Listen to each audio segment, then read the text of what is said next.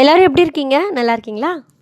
Arabian டிஷ்ஷஸில் use பண்ணுற try lemon வந்து இங்கெல்லாம் கிடைக்கிறது ரொம்ப கஷ்டம். ஸோ நம்மள தான் செஞ்சாகணும். அது வந்து 10 நாள் காய வைக்காமல் மைக்ரோவன் இல்லாமல் எப்படி செய்யலான்னு பார்க்கலாமா? அதுக்கு நான் 2 லெமன் எடுத்திருக்கேன். அதுக்கு வந்து கொஞ்சமாக தண்ணி வச்சுட்டு அதில் ஒரு 2 ஸ்பூன் அளவுக்கு உப்பு போட்டிருக்கேன். உப்பு போட்டுட்டு அந்த லெமன் மூழ்கிற அளவுக்கு தண்ணி எடுத்துக்கோங்க. அந்த லெமனை வந்து அதில் போட்டிருக்கேன். ஒரு 5 நிமிஷம் லைட்டாக கொதிச்சா போதும். அந்த தண்ணி கொதி வந்து ஒரு லைட்டாக பபிள்ஸ் வர வரைக்கும் கொஞ்சம் 5 நிமிஷம் கரெக்டாக எடுத்ததுக்கப்புறம் அதுலேருந்து எடுத்துகிட்டு ஐஸ் கோல்ட் பாட்டிலில் போட்டுருங்க. நல்லா ஐஸ் க்யூப் போட்ட தண்ணி, அப்படின்னா ரொம்ப ரொம்ப கூலிங்கான தண்ணி இருந்தாலும் ஓகே.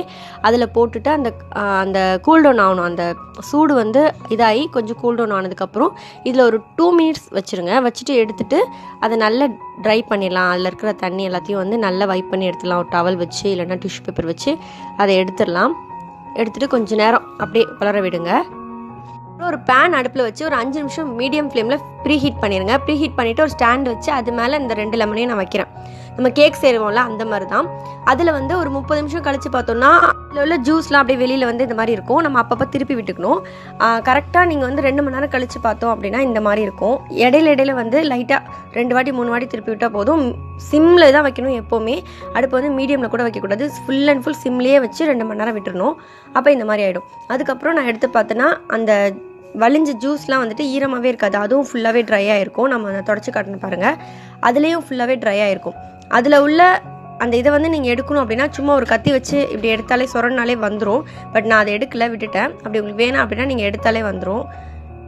மற்றபடி ஃபுல்லாகவே ட்ரை ஆகி உள்ளே உள்ளது அப்படியே குத்தி பார்த்தீங்கன்னா உள்ளே ஒன்றுமே இருக்காது. ரொம்ப வெயிட்லெஸ்ஸாக இருக்கும். கீழே போட்டால் அப்படி சவுண்ட் வரும். அந்த மாதிரி இருக்கும்போது நம்மளுக்கு வந்து ட்ரை லெமன் ரெடி அப்படின்னு அர்த்தம்.